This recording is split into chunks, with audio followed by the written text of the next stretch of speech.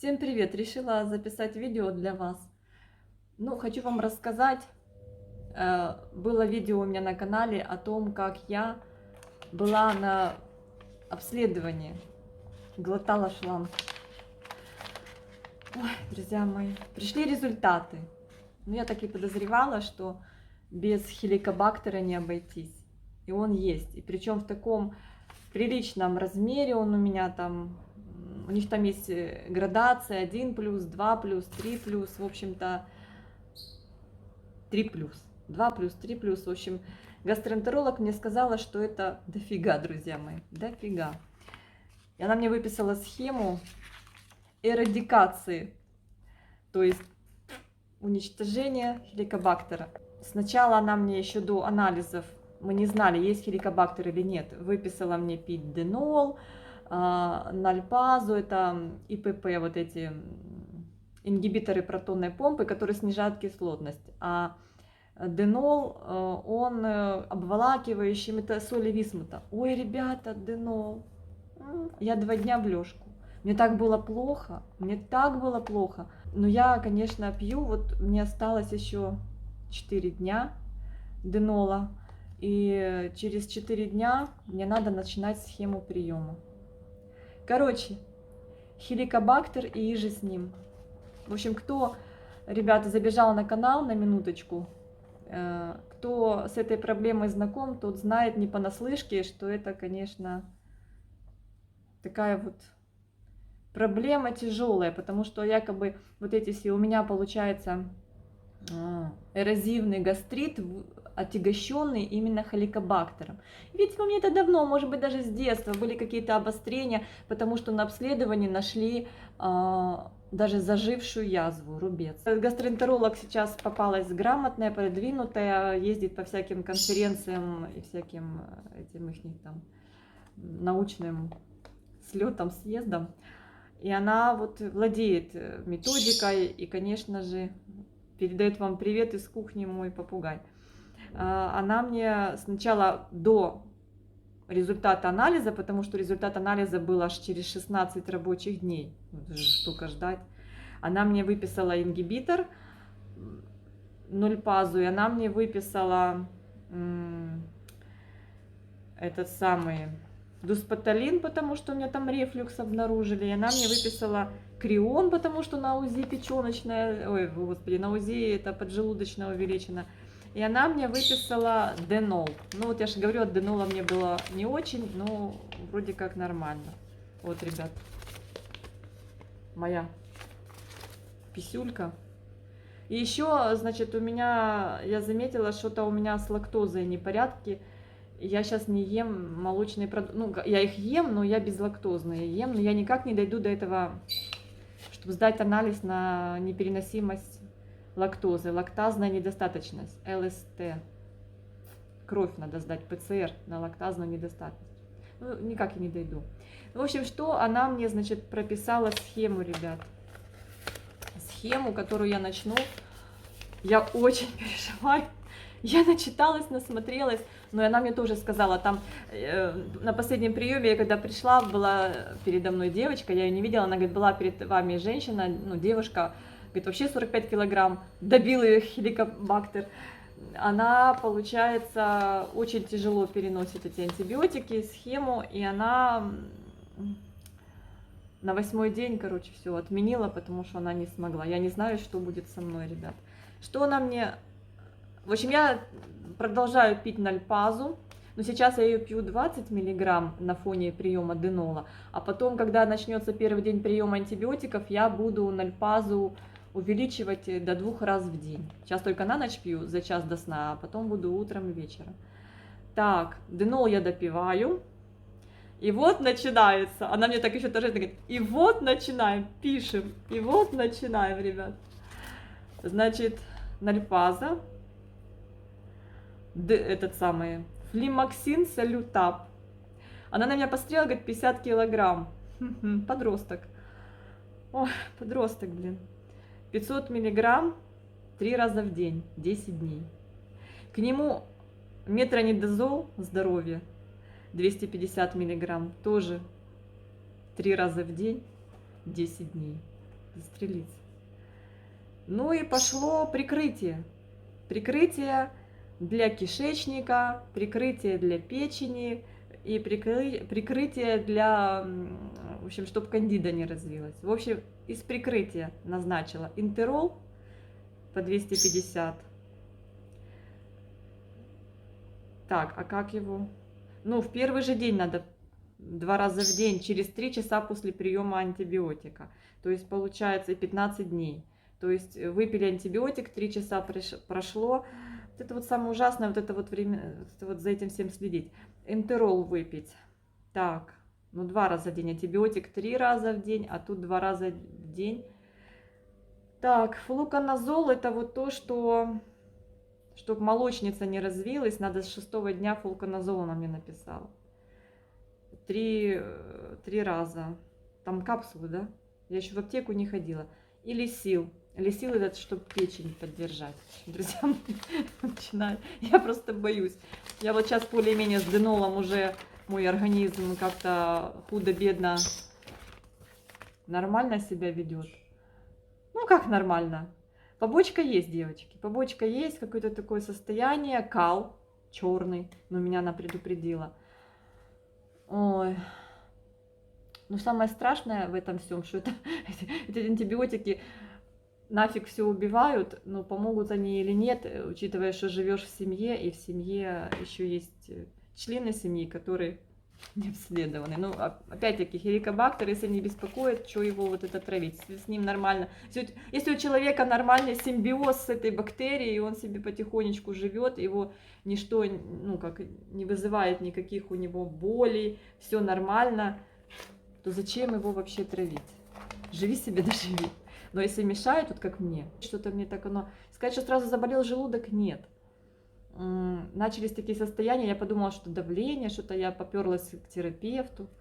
Анализы нормальные, у меня анализ общий. Кстати, ребята, перед началом лечения надо сдать все анализы, особенно печеночные пробы, особенно посмотреть, что там печень, потому что вот эти все антибиотики, они сделают свое дело.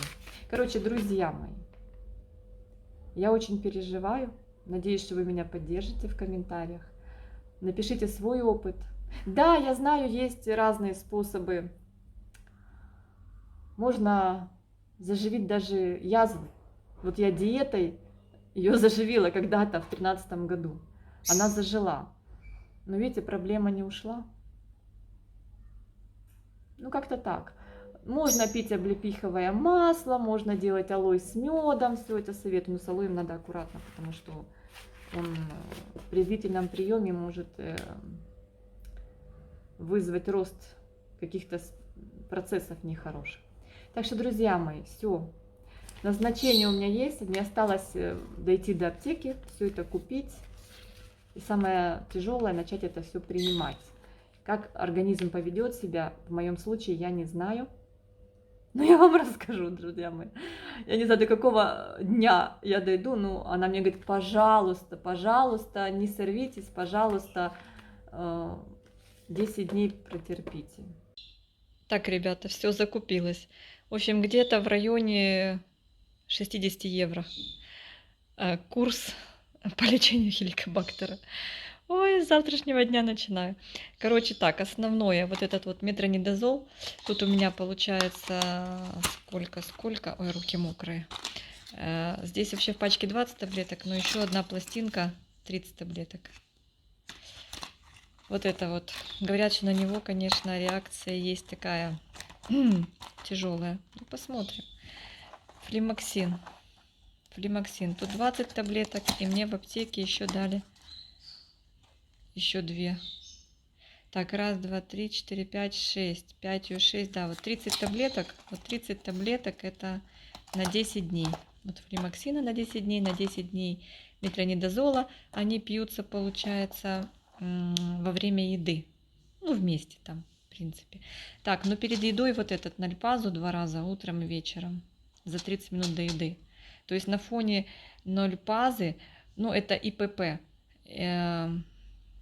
ингибитор протонной помпы. Ну, смотря что вам выпишет врач. Мне нольпазу выписал. Это как... Ну, мне кажется, что это средняя цена у нольпазы. Есть дешевле что-то, есть еще дороже. Так, ну и поддерживающее. Поддерживающее это для печени Лисил, она мне выписала на месяц. Не на месяц, или на месяц. 2 раза в день Лисил после еды, капсулу. Я уже, кстати, начала Лисил пить.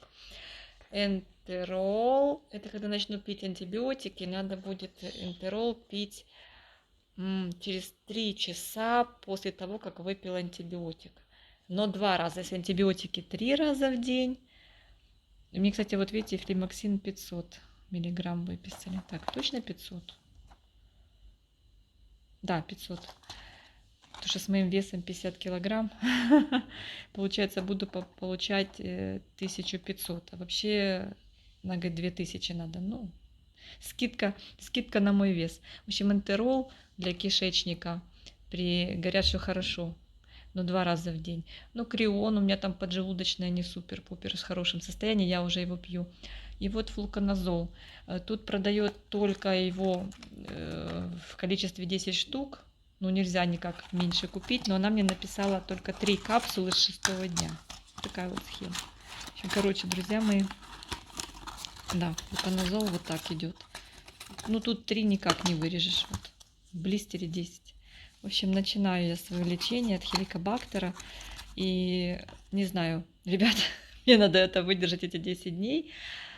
И когда я это закончу, сейчас я, кстати, Денол заканчиваю пить уже завтра. Все, у меня осталось сегодня вечером 2 таблетки, и завтра утром 2 таблетки. И вот когда заканчиваю Денол, приступаю вот к этому всему. Ну, может быть, даже завтра на фоне приема Денола, там последние 2 таблетки. Я пью 2 таблетки Денола утром за 40 минут до еды и вечером. Ну, выпью, наверное, уже антибиотики. Обещают вот на фоне антибиотиков плохое самочувствие в ближайшие 2-3 дня. Как не хочется плохо себя чувствовать. Ну, лечиться, ребята, надо. В общем, приступаю. А потом будет анализ на хеликобактер. После всего этого курса, когда закончу антибиотики, надо будет еще 5 дней мне пить нольпазу, и потом, когда пройдет месяц после того, как я окончу прием нольпазы, надо будет сдать анализ и посмотреть, убила я хеликобактер или нет. В общем, вот такие, друзья, дела. Пожелайте мне удачи. Ребята, привет! Последний день приема антибиотиков, эрадикации.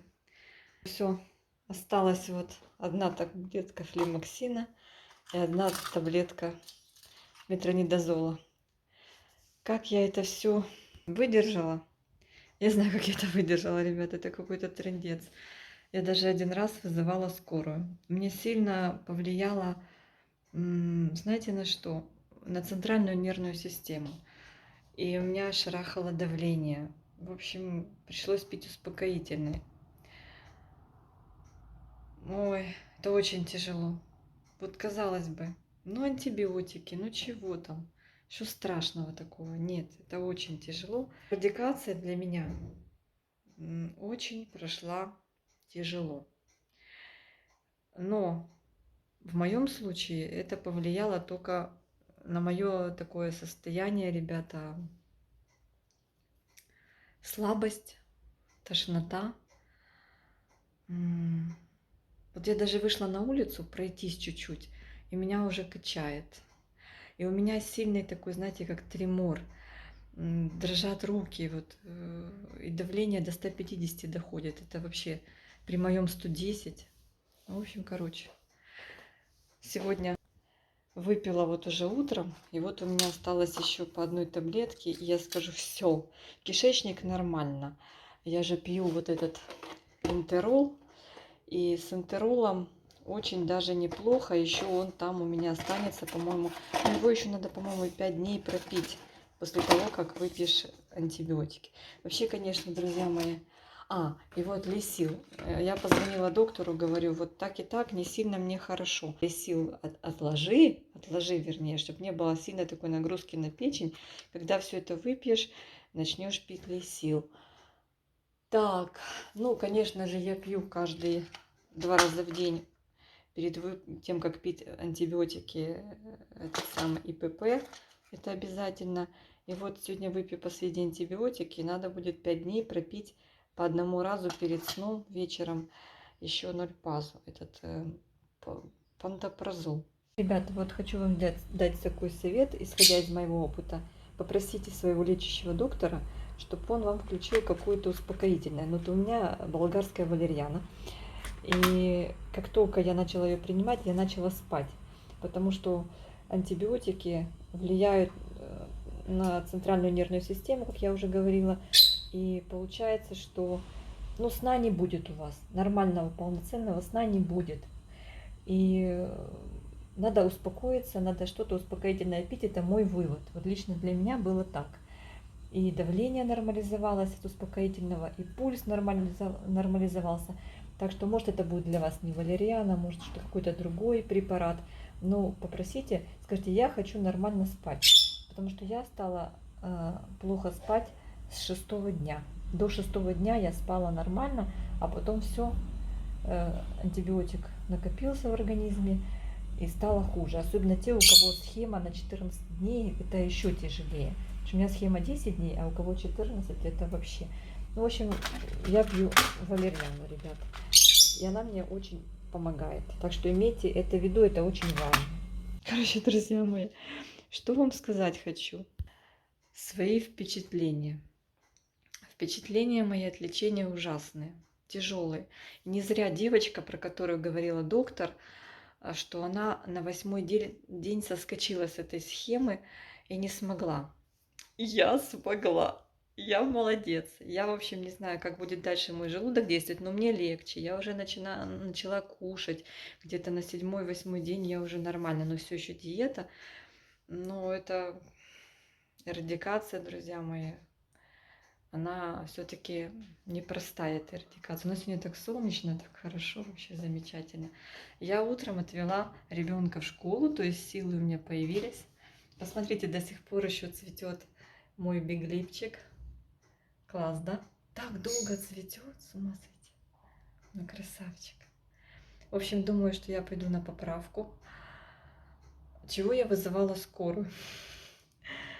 Дело в том, что мне стало реально плохо в 4 утра. И я просто вызвала скорую, говорю, делайте что-нибудь. Я не знаю, у меня сердце колотится, мне плохо. Они мне гидозепам под язык положили и накапали корвалола, провели со мной беседу. Сказали, что это нервное. Они сняли кардиограмму, что мне казалось, мне сердце выпрыгнет. Думаю, боже, вдруг эти лекарства подействовали на мою миокард. Думаю, еще не хватало мне тут от такого лечения с инфарктом остаться. Ну, я человек мнительный, сразу скажу, мнительный. Ну, в общем-то, они мне сделали, у них на борту было с собой